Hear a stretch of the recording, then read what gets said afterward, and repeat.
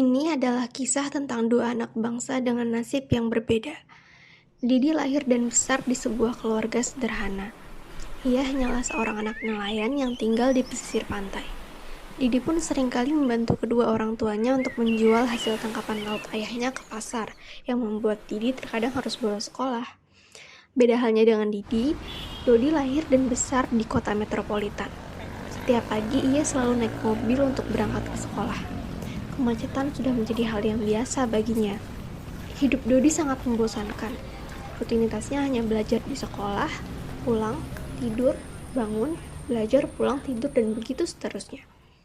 Kemudian di suatu hari, Dodi pulang naik ojol setelah les matematika yang selesai pukul 7 malam. Karena jalanan yang sangat macet, ia tidak sengaja melihat ke langit dan menemukan bulan purnama yang bersinar sangat terang. Ia terus mengamatinya dan ia tahu bahwa itu adalah benda langit. Dodi pun sangat tertarik untuk mempelajari benda langit lebih dalam yang kemudian mengantarkannya untuk mempelajari ilmu astronomi. Menurut Kamus Besar Bahasa Indonesia, astronomi adalah ilmu tentang matahari, bulan, bintang, dan planet-planet lain. Astronomi adalah salah satu ilmu tertua di dunia yang didasarkan pada penemuan artefak seperti candi atau monumen yang berkaitan dengan polarasi bintang atau pergerakan matahari. Sebagai ilmu tertua, astronomi memiliki sejarah yang panjang dalam kehidupan manusia. Dahulu, astronomi memang sering dikaitkan dengan astrologi yang mempercayai bahwa nasib dan kepribadian seseorang dapat ditentukan oleh benda langit, seperti posisi bintang-bintang di langit yang kemudian disebut sebagai zodiak. Namun, keduanya sangat berbeda. Astronomi adalah sains yang menggunakan ilmu matematika dan fisika untuk mengamati, menganalisis, dan memodelkan benda langit hingga alam semesta. Sementara itu, astrologi tidak didasarkan pada metode ilmiah, sehingga disebut ilmu semu.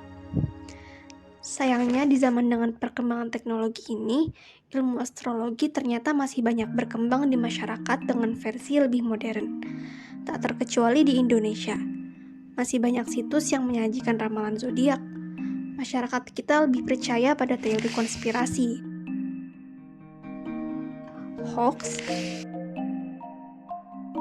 ramalan zodiak, dan seringkali menghubungkan suatu fenomena alam dengan hal-hal mistis. Hal ini diakibatkan oleh kurangnya pemahaman sains yang mengharuskan kita untuk tidak mudah percaya pada narasi media, terutama media sosial, dan mencari tahu lebih dahulu apakah informasi tersebut benar atau salah. Astronomi adalah salah satu ilmu sains yang menjadi langganan berita atau informasi hoax, dan bahkan tak sedikit pula masyarakat kita yang masih mempercayainya. Misalnya, bumi itu datar, matahari itu bukan bintang, dan lain sebagainya. Tak heran bahwa Indonesia menempati urutan 69 dari 81 negara pada perhitungan skor PISA tahun 2022 sebesar 369 yang sangat jauh dari negara tetangga, yakni Singapura yang menempati urutan pertama dengan skor 560. Dodi sedih mengetahui hal ini. Apalagi di sekolah ia belajar mengenai Indonesia Emas 2045 yang salah satu pilarnya adalah pembangunan manusia serta penguasaan ilmu pengetahuan dan teknologi. Astronomi di dunia modern dilandaskan pada observasi yang memungkinkan berkembangnya teknologi canggih. Dalam esainya mengenai astronomi radio, David Finley dan Finley pada tahun 2013 menuliskan bahwa secara keseluruhan, astronomi telah menjadi fondasi perkembangan kemajuan teknologi sepanjang sejarah dan akan terus banyak berkontribusi pada masa mendatang. Astronomi juga memberikan sudut pandang mendasar bagi umat manusia untuk memahami posisinya di alam semesta yang demikian luas dan demikian penuh kejutan. Banyak sekali teknologi yang digunakan oleh ilmu astronomi juga menginspirasi dan diterapkan pada bidang lain, misalnya pengembangan superkomputer, satelit komunikasi, Global Positioning Systems atau GPS, alat pemindai magnetic resonance imaging atau MRI, dan pengembangan energi alternatif menggunakan panel surya. Oleh karena itu, untuk mencapai tujuan Indonesia Emas 2045, pendidikan di Indonesia terutama sains yang salah satunya adalah pendidikan astronomi harus lebih dikembangkan. Pendidikan astronomi tak hanya berupa belajar formal di sekolah, tetapi juga dapat dilakukan dengan bereksperimen atau peragaan, juga pengamatan langit.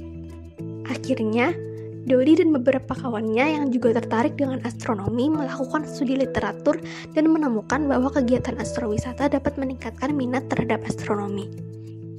Astrowisata adalah perspektif pariwisata yang menjadikan objek astronomi dan ruang angkasa menjadi daya tarik utamanya. Kebanyakan orang akan tertarik dengan ilmu astronomi karena melihat keindahan langit malam yang minim polusi cahaya. Namun, lokasi astrowisata di Indonesia masih sulit dikenal oleh masyarakat luas. Selain itu, masyarakat juga belum terbiasa dengan fenomena-fenomena astronomi yang periodik atau waktu yang cocok untuk mengamati keindahan galaksi kita Bima Sakti. Dodi dan teman-temannya memikirkan suatu cara agar generasi muda dapat tertarik dengan astronomi melalui kegiatan astrowisata. Setelah berpikir panjang, Dodi menemukan ide. Bagaimana kalau kita buat aplikasi digital yang bisa menghubungkan masyarakat dengan penyedia astrowisata? Teman-teman Dodi pun setuju. Lalu mereka berdiskusi lebih lanjut mengenai rencana pembuatan aplikasi tersebut. Mereka menamakannya Ruang Kosmik, karena mereka berharap bahwa aplikasi Ruang Kosmik dapat menyediakan akses menuju pengetahuan, pengalaman, serta keajaiban yang tak terbatas. Halaman awal dari aplikasi Ruang Kosmik adalah logonya yang terdiri dari teleskop, bintang, dan ombak. Teleskop adalah alat utama untuk mengamati benda langit dan menjadi penghubung antara manusia dengan ruang angkasa yang luas. Gambar bintang pada logo bermakna sebagai perwakilan benda langit yang diamati oleh manusia.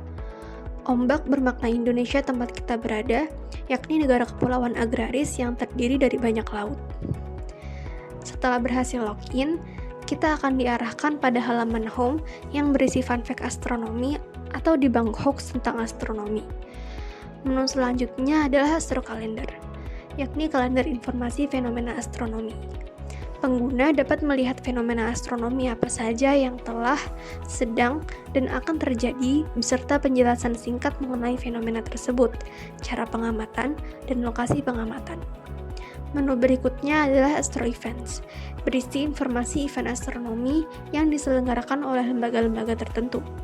Event yang dimaksud berupa pengamatan bersama, public outreach, pameran astronomi, dan kunjungan observatorium. Aplikasi Ruang Kosmik berperan sebagai media partner yang menyediakan informasi berupa tanggal pelaksanaan, lembaga penyelenggara, tempat, biaya, jika ada, kuota ketersediaan, jika ada, dan tautan pendaftaran, jika ada. Aplikasi Ruang Kosmik juga menyediakan merchandise astronomi berupa alat bantu pengamatan, alat peraga astronomi, dan poster infografis yang mudah dijangkau oleh seluruh lapisan masyarakat. Merch ini berfungsi sebagai salah satu media edukasi astronomi. Namun sayangnya, aplikasi Ruang Kosmik merupakan aplikasi berbasis digital yang harus tersambung internet. Selain itu, pengetahuan astronomi yang tersedia di aplikasi ini masih terbatas dan sangat umum. Dodi berharap ia dapat mengurangi kelemahan dari aplikasi Ruang Kosmik agar aplikasinya dapat berjalan dengan baik ke depannya. Sementara Dodi sibuk mengembangkan aplikasi Ruang Kosmik, Didi mempunyai nasib yang berbeda.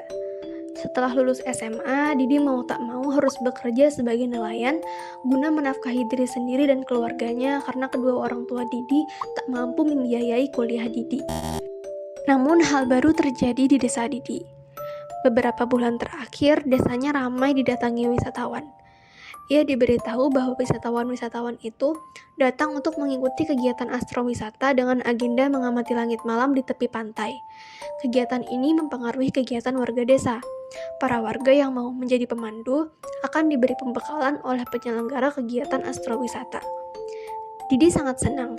Ia begitu bersemangat dan sangat ingin menjadi pemandu astrowisata. Kebetulan saat itu Dodi turut serta membantu pembekalan astrowisata. Saat melihat Didi yang begitu antusias, ia menawarkan kepada Didi untuk menjadi partner kegiatan astrowisata di desanya. Didi pun langsung setuju tanpa pikir panjang. Akhirnya nasib Didi perlahan berubah menjadi lebih baik berkat bantuan Dodi dan kawan-kawannya. Sebagai generasi muda Indonesia, kita harus memiliki ide-ide kreatif guna membantu mewujudkan tujuan Indonesia Emas 2045. Ruang Kosmik hadir untuk membantu mengenalkan dunia astronomi kepada masyarakat Indonesia dengan menjadi partner kegiatan astrowisata, menyajikan fun fact menarik tentang astronomi dan kalender fenomena astronomi, serta berbagai merchandise astronomi. Karena Indonesia merupakan negara yang luas, tentunya akan sulit menghimpun berbagai informasi dari seluruh daerah, sehingga perlu adanya kerjasama dan kontribusi dari berbagai pihak, terutama generasi milenial yang melek teknologi digital agar aplikasi Ruang Kosmik dapat berjalan lancar dan Indonesia Emas 2045 dapat terwujud dengan baik.